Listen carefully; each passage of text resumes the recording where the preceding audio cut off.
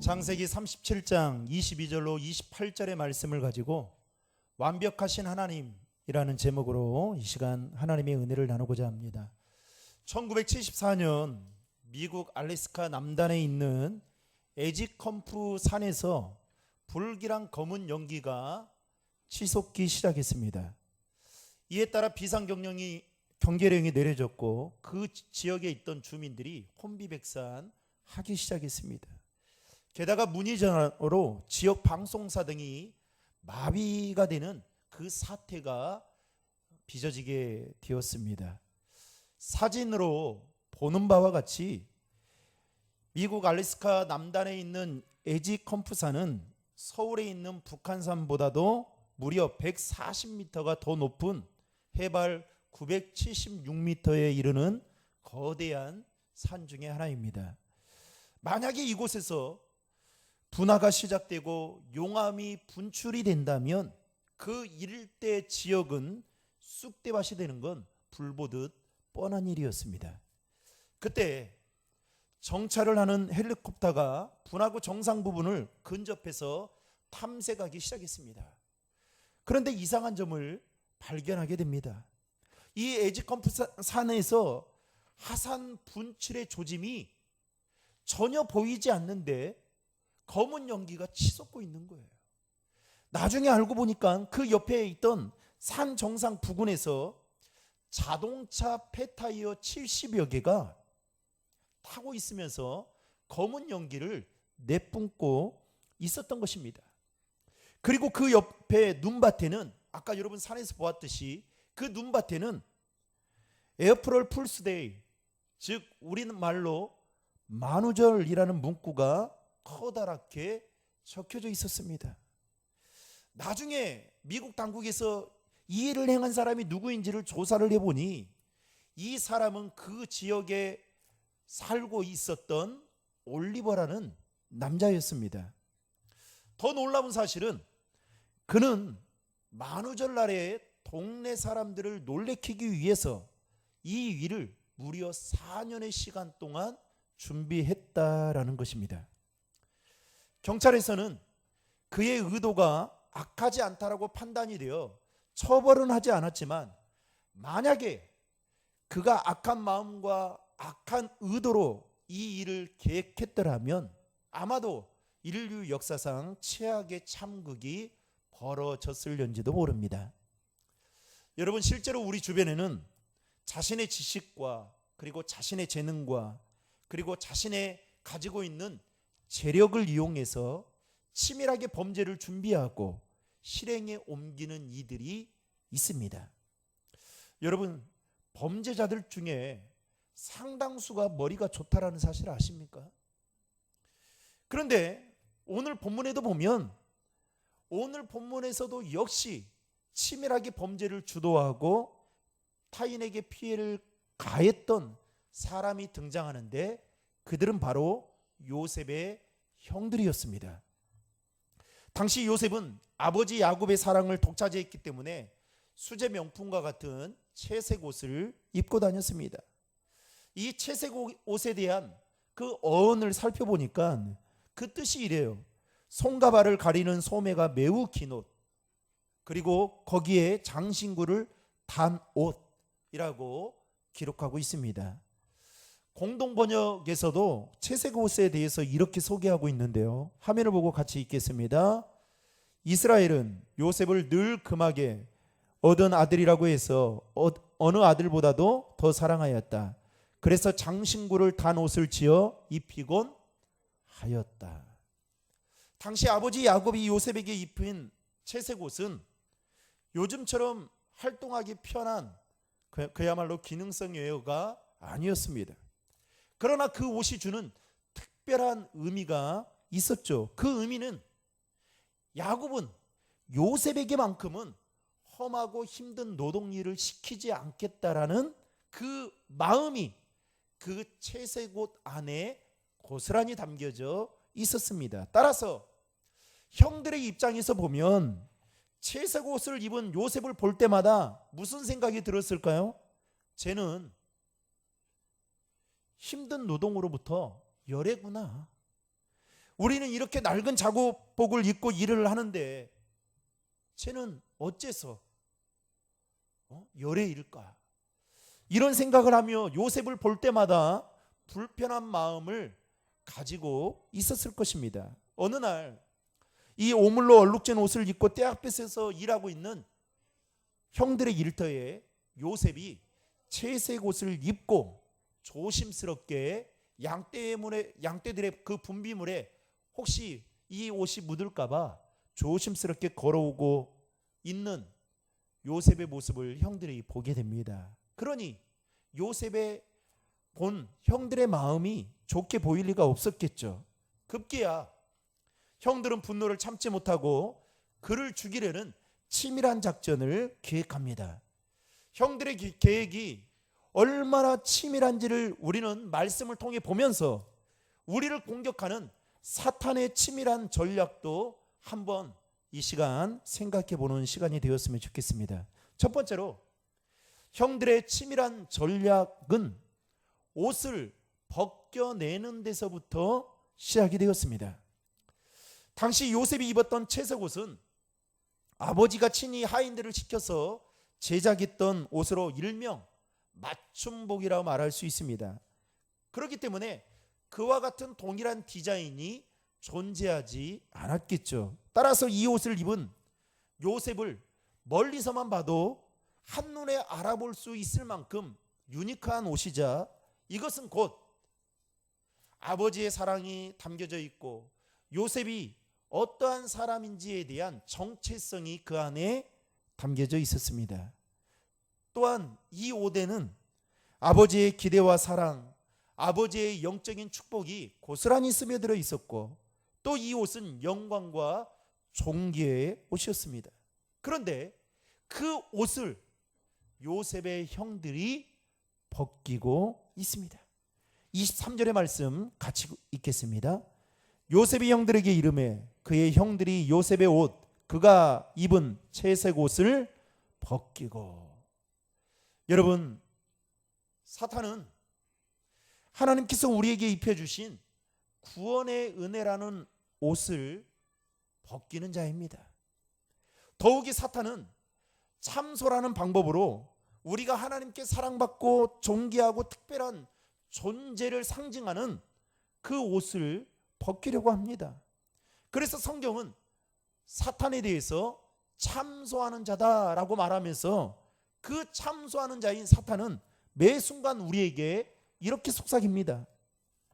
하나님은 너를 사랑하지 않아. 속지 마. 이대로 살다가 죽는 게 네 운명이야. 성경 속 이야기 너에게 해당되지 않아. 지금 다니엘 기도회 하는데 다니엘 기도회 간증자들의 이야기 너와 전혀 상관없는 이야기야. 뭐 네가 거룩한 제사장이라고 착각하지 마. 내가 너의 제사상을 차리고 있어. 사탄은 이렇게 우리에게 참소합니다. 심지어 사탄은 십자가에 달리신 예수님의 옷도 벗겼습니다. 그러면서 사탄은 예수님께 네가 메시아라고? 네가 왕이라고? 내가 네 속옷까지 벗겨줄까? 너는 벌거벗은 죄인이야. 아버지가 너를 도와주지 않아. 아버지가 너를 버렸어. 라며 참소합니다. 이처럼 사탄은 거룩한 영광을 나타내는 옷을 벗기기 위해 우리에게 온갖 수모와 수치를 줘서 결국 우리 안에 있는 하나님의 자녀라는 그 정체성을 흔들어 버리는 게 사탄이 치밀하게 세우는 전략 중에 하나입니다. 두 번째로 형들의 치밀한 전략은 관계를 단절시키는 일이었습니다. 사탄은 여러분 관계의 끈을 모두 다 끊어버립니다. 형들이 요셉의 살인을 모의할 때 형들 중에서 요셉을 구출하려고 그나마 마음을 좋게 먹었던 자가 있었죠. 오늘 성경에 보면 22절에 보면 그는 장남 루벤이었습니다. 여러분 22절의 말씀 화면을 보고 같이 읽겠습니다. 루벤이 또 그들에게 이르되 피를 흘리지 말라. 그를 광야 그 구덩이에 던지고 손을 그에게 대지 말라 하니 이는 그가 요셉을 그들의 손에서 구출하여 그의 아버지에게로 돌려보내려 함이었더라. 아멘. 어쩌면 아버지 야곱이 장남이었던 누벤에게 막내인 요셉을 잘 좀 살펴달라고 평소에 신신당부 부탁을 아마 했을런지도 모릅니다. 그리고 야곱은 요셉을 형들이 일하는 일터에 보내면서 장남 루벤을 믿고 있는 구석이 있었기 때문에 안심하고 아마도 보냈을 것입니다. 그런데 이 아버지의 마음과는 달리 요셉의 형들의 마음은 요셉에 대한 그 심기가 불편한 마음, 어떻게든 기회를 엿보고 이놈을 죽여야겠다라는 마음이 그 안에서 들끓고 있었던 것입니다. 요셉의 형들은 동생 요셉을 죽이고 싶었지만 장남 루벤의 저지로 죽일 수가 없었어요. 그러자 루벤이 없는 사이에 어떻게 합니까? 29절에 보면 요셉을 팔아 버리게 됩니다. 여러분 29절의 말씀 같이 읽겠습니다. 루벤이 돌아와 구덩이에 이르러 본즉 거기 요셉이 없는지라 옷을 찢고. 이처럼 형들은 요셉에게는 유일한 구원자가 될 수 있었던 맏형 루벤과의 연결고리를 끊어버렸습니다. 여러분, 사탄은 참소한 자이기도 하지만 사탄은 우리의 그 관계를 끊는데 선수예요. 사랑의 관계요. 지금 여러분 뜨겁다고요? 사탄은 금방 차갑게 만들어서 여러분 관계를 끊어버립니다. 10년 20년 그렇게 교회 안에서 서로 눈물 흘리고 좋은 일 있을 때는 항상 기뻐해주고 그랬는데요, 그 관계 지금 뜨겁다고요? 여러분, 사탄 그 관계 오해를 갖게 해서 끊어버려요.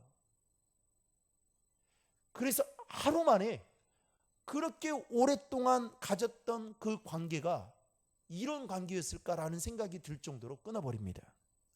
사탄은 신뢰의 관계도 끊어버리고요.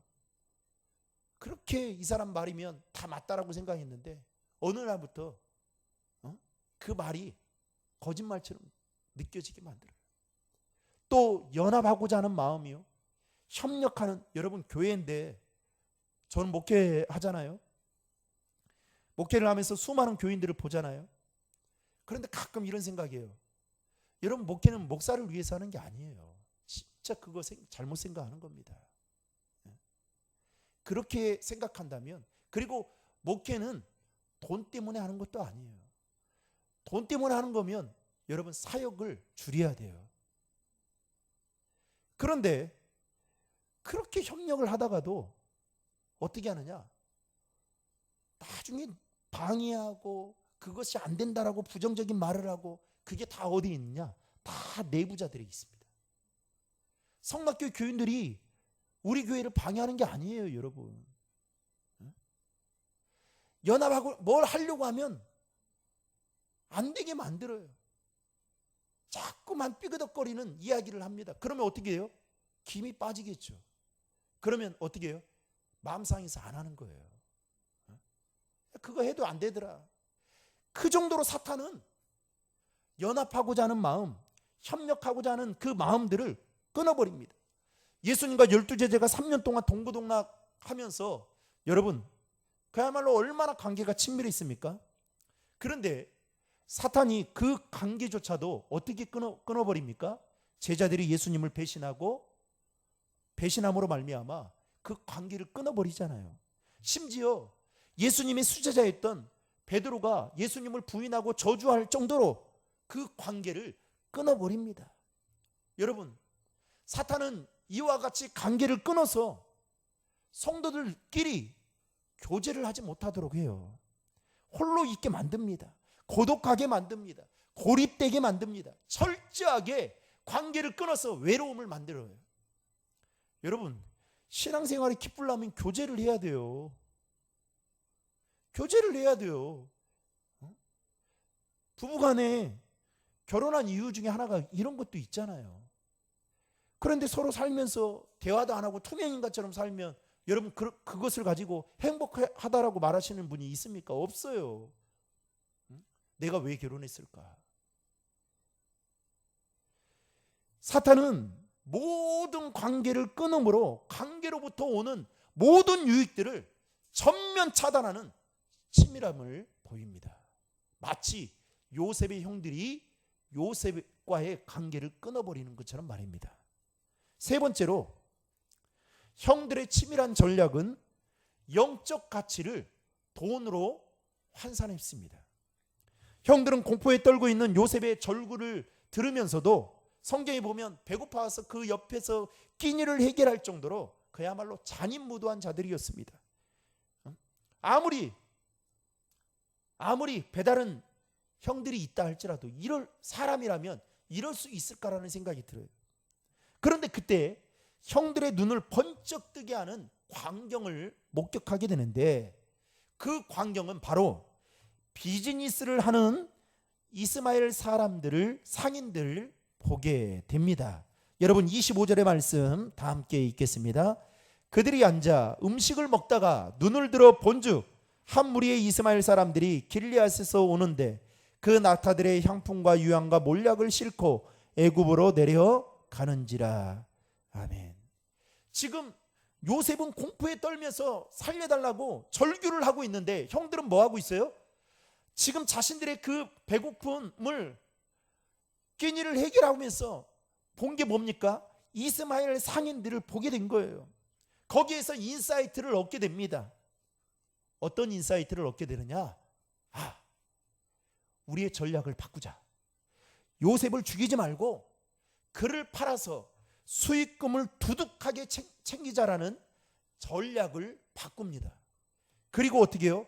요셉을 은 20에 성경에 보면 팔아버리게 됩니다. 예수님의 제자 중 하나였던 가룟 유다도 은 30에 자신의 스승이자 메시아이고 구원자 되신 예수님을 인신매매로 팔아버렸죠. 이처럼 유다는 돈을 위해 자신의 신앙과 미래까지 팔았던 자였습니다. 요셉의 형들도 자신의 이익을 위해서 그 형제를, 가족이라고 할 수 있는 요셉을 팔아버렸던 것입니다. 여러분, 이 세상에는 돈으로 환산할 수 없는 것들이 실제로 많이 존재합니다. 사람의 생명도 그렇고요, 역사적으로나 문화적으로 가치 있는 물건도 마찬가지입니다. 그리고 부모님께서 마지막 돌아가실 때에 우리에게 유품으로 남겨주신 것도 돈으로 환산할 수 없는 그야말로 소중한 것이라 할 수 있죠. 아주 오래전에 참 제가 잘 봤던 이 프로그램 중에 진품 명품이라는 TV 프로그램이 있었습니다. 이 프로그램은 전문 감정위원들이 일반인들이 가져오는 그 유품들을 보고 감정가를 매겨주는 그 프로였습니다. 그런데 한 번은 어떤 분이 사진에서 보는 것처럼 붓으로 쓴 글씨가 적힌, 지금 화면에 나오고 있는데요, 이 적힌 유품을 가져왔습니다. 이 뭡니까? 글씨가 경천이죠. 이 글씨를, 평범하게 한자가 적힌 이 글씨를 감정을 받으려고 가지고 오게 된 겁니다. 그런데 여러분, 얼마나 나왔을까요? 감정가가. 그 전까지 가장 높은 감정가는 25억 원이었습니다. 그런데 감정위원들이 이 유품, 한자가 적혀있는 이 붓글씨로 적혀있는 이 유품을 한참을 보더니 감정가를 매기기를 영원으로 매겼습니다. 순간 패널들도, 지금도 유튜브 치니까 그게 나오더라고요. 순간 패널들도 민망해했고 시청자들도 부끄러워서 막 웃었습니다. 사회자도 얼마나 당황스러워했던지 그 위기를 모면하기 위해서 사회자가 감정위원 중 한 사람에게 왜 영원입니까? 라고 물었습니다. 그때 감정위원 중에 한 분이 이렇게 말했습니다. 사실 이것은 도저히 가격을 매길 수 없습니다. 이유는 다음 사진을 보면 알 수 있듯이 이것은 독립운동가였던 안중근 의사께서 여순 감옥 투옥 중에 남긴 유작이면서 이라고 하면서 그 손찌장 하나 때문에, 지금 손찌장 보이지 않습니까? 이것 때문에 가격을 매길 수 없다라는 뜻밖의 말을 합니다. 곧 이 말은 부르는 게 값이다라는 것이죠. 여러분, 지금 제가 들고 있는 이 성경책, 평범한 사람들이 소설처럼 썼다면 이 성경책은 중고서적이나 중고나라 당근에 가면 3,000원도 채 안 됩니다. 왜냐하면 이 세상에는 가장 흔한 책이 바로 성경책이기 때문이죠. 그런데 여러분, 이 성경을 누가 기록했습니까? 아니, 성경 한 페이지 한 페이지에 누구의 손도장이 찍혀 있습니까? 바로 이분의 손도장, 즉 예수님의 구멍난 피 묻은 손찌장이 성경 각 구절과 단어마다 찍혀 있습니다. 따라서 이 성경책은 세상 사람들의 눈에는 3,000원밖에 되지 않는다라고 생각할 수 있지만, 우리의 예수 믿는 우리들의 눈으로 볼 때에는 한산할 수 없는 그야말로 값지고 소중한 것입니다. 그런데 우리는 여러분, 성경을 얼마나 가까이 하고 있습니까? 사탄은 치밀하게 우리를 공격해 오는데 여러분, 무엇으로 여러분들은 대응을 하고 있습니까? 사탄은 모든 것을 돈으로 환산하라고 부추깁니다. 시시때때로 신앙생활하는 우리들에게도 이렇게 속삭입니다. 야, 매주일 교회 나오는 거 그거 쉽지 않은 일이야. 그 시간에 돈이나 벌어. 네가 붙들고 있는 그 영적 가치 버려. 내가 돈으로 다 환산해 줄게. 네가 그런 고집을 피우고 있어서 너와 네 가정이 물질적 손해가 이만저만이 아니야. 장사하시는 분들에게는 이렇게 속삭일 거예요. 주일날 장사는 해. 청년들에게는 주일날 알바는 해. 그러면서 모든 것을 돈으로 환산합니다. 그러면서 인생 그렇게 시간이 많지 않아. 얼마나 여러분 달콤합니까? 얼마나 그럴싸합니까? 예수님께서 40일 동안 금식하고 난 이후에 마귀가 나타나서 세 가지의 공격을 하잖아요. 그런데 그 중에 하나가 뭡니까? 성전 높은 꼭대기에 올라가서 천하만국을 보여주면서 엎드려 절하면 내가 이 모든 것들을 너에게 주겠다. 여러분, 그 모든 것이 누구 겁니까? 이처럼 사탄은 달콤하게, 그래서 요즘 보십시오. 돈이라고 하면 좀 죄송한 말이지만 환장하잖아요. 교회도 돈이라고 하면, 여러분, 제가 익산에 아주 큰 교회입니다. 그 얼마나 그 아이들의 신앙을 저는 이제 좋게 생각하는데, 좋게 생각하고 좋게 적용하려고 하는데, 얼마나 아이들에게 신앙을 물려주고 싶은 마음이 있었기에 그 큰 교회가 다니엘 기도회 20일을 참석하는 그 아이들에게는 장학금을 준다고 공포를 했습니다. 몇천 명 되는 교회예요, 여러분. 생각해 보십시오. 모든 걸 다 돈으로 환산합니다. 그리고 돈으로 해결하려고 해요. 사탄은 이렇게 우리를 유혹합니다. 여러분, 오늘 본문을 보면 하나님이라는 단어나 하나님께서 일하신다라는 단어가 단 한 번도 등장하지 않습니다. 마치 우리의 삶도 그럴 때가 있죠. 나는 힘들고 지금 너무 고단한데, 그래서 곧 쓰러질 것 같은데 하나님이 묵묵부답하다라고 느끼실 때가 있어요. 요셉의 형들이 치밀한 작전을 지금 요셉을 죽이기 위해서 세우고 있는 거 아닙니까? 그러면 그가 어려움을 지금 당하고 있을 때에 문제는 뭐예요? 하나님께서 좀 나타나 주시고 하나님께서 도와주시면 좋겠건만, 오늘 말씀을 보면 단 한 번도 하나님이 일하신다라는 단어가 등장하지 않습니다. 그런데 여러분, 과연 그럴까요? 오늘 본문을 보면 요셉을 인도하시는 하나님의 완벽하심을 우리는 두 가지로 살펴볼 수가 있습니다. 첫 번째로 하나님은 뜻밖의 사람을 통해 완벽하게 일하신다는 것입니다. 오늘 본문을 보면 요셉을 도울 수 있는 유일한 끈은 그의 맏형이었던 누구였습니까? 루벤이었습니다.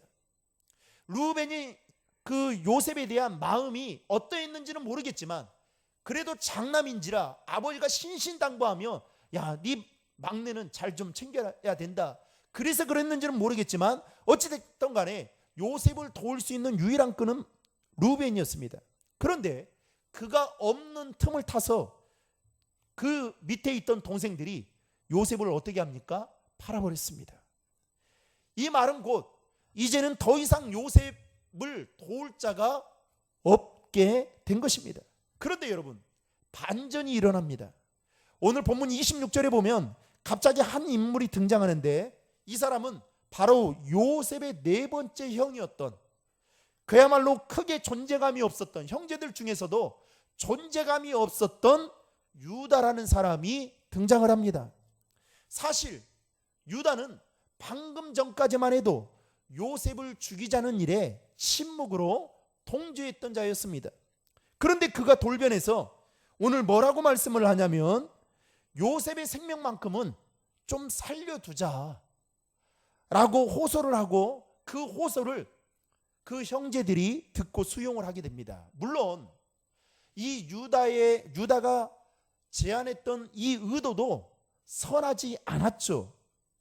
그런데 이 유다의 제안에 형제들이 다 수용을 해서 이제 그러면 얘를 노예로 팔아서 우리가 일거양득하자라는 그 마음을 가지고 그 유다의 제안을 흔쾌히 받아들입니다. 여러분, 이렇게 생각하면 하나님을 찾을 수 없습니다. 그런데 여러분, 하나님은 요셉을 팔아 현금을 얻자라고 아이디어를 낸 비열한 유다를 사용하셔서 요셉을 애굽으로 안전하게 이동시키셨다라는 겁니다. 에스더서에 보면 권력과 재력과 세력을 등에 업고 하만이 그야말로 유대인들을 모두 말살시키려는 정책을 치밀하게 세우게 됩니다. 그 하만의 계획을 모르드게가 알고 에스더에게 이야기를 하죠. 그리고 하나님은 그의 하만의 계략에 역이용하셔서 결국은 어떻게 합니까? 모르드게를 처단하라고 높게 설치했던 그 교수대에 하만을 매달리게 하신 것을 우리는 에스더서 말씀을 통해서 보고 알고 있습니다. 이처럼 하나님은 여러분 악인들의 계획을 역발상으로 사용하실 정도로 완벽하게 일하시는 분이심을 믿으시길 바랍니다. 그 하나님이 저와 여러분들이 믿고 있는 하나님이시다라는 거예요. 두 번째로 하나님의 완벽하심은 타이밍에 있었다라는 겁니다. 본문 28절 말씀을 다 함께 읽겠습니다. 그때 미디안 사람 상인들이 지나가고 있는지라 형들이 요셉을 구덩이에서 끌어올리고 은 20에 그를 이스마엘 사람들에게 팔매 그 상인들이 요셉을 데리고 애굽으로 갔더라. 아멘. 여러분, 당시 상인들은 지금 우리가 잘 이용하고 있는 버스처럼 배차 시간 간격을 정해놓고 규칙적으로 이동하지 않았습니다. 상인들의 행렬은 그날의 날씨나 아니면 그날의 전쟁 때문에 시시각각 바뀌었고 매우 불규칙적이었습니다. 특별히 무역이 발달한 시기가 아니었기 때문에 그야말로 이 배차 간격이 있다는 것은 상상도 못하는 일이었습니다. 그런 상인들의 행렬이 때마침 요셉의 형들이 양을 치던 그곳에 지나가게 되었던 것입니다. 성경 기자는 그 시간을 28절 서두에서 뭐라고 말하고 있느냐? 그때에, 다른 성경에는 때가 참에라고 말하고 있습니다. 여러분, 이렇게 한번 생각해 볼까요? 만약에 상인들의 행렬이 조금 늦었거나 아니면 조금 빨랐다면 요셉이 어떻게 됐을까요? 아마도 살인 충동에 휩싸여 있던 형들에게 요셉은 이미 살해되고 말았을 것입니다. 하지만 시간을 주관하시고 다스리시는 하나님께서 애굽으로 가는 그 상인들의 배차 간격을 한치의 오차도 없이 조율하셔서 요셉을 애굽행으로 이끌어내신 것을 믿으시기 바랍니다. 이처럼 요셉의 삶에 하나님은 전혀 보이지 않는 것 같지만 하나님은 뜻밖의 인물과 절묘한 타이밍으로 요셉을 완벽하게 도우셨던 것입니다. 말씀을 맺고자 합니다. 여러분, 지금도 사탄은 우리의 정체성을 흔들어버리고 영적 가치를, 돈으로 환산할 수 없는 그 영적 가치를 돈으로 환산하도록 공격하기 위해서 치밀하게 전략을 세우고 있습니다. 그러나 완벽하신 하나님은 뜻밖의 인물과 절묘한 타이밍으로 요셉을 도우셨던 것처럼 저와 여러분을 도우시고 인도하시는 분이심을 믿으시기 바랍니다. 또한 그 완벽하시고 그 완전하신 하나님이 저와 여러분의 아버지이심을 믿으시고 날마다 하나님만을 신뢰하며 살아가는 우리 신도림 중앙의 모든 성도들 될 수 있기를 주님의 이름으로 축원합니다.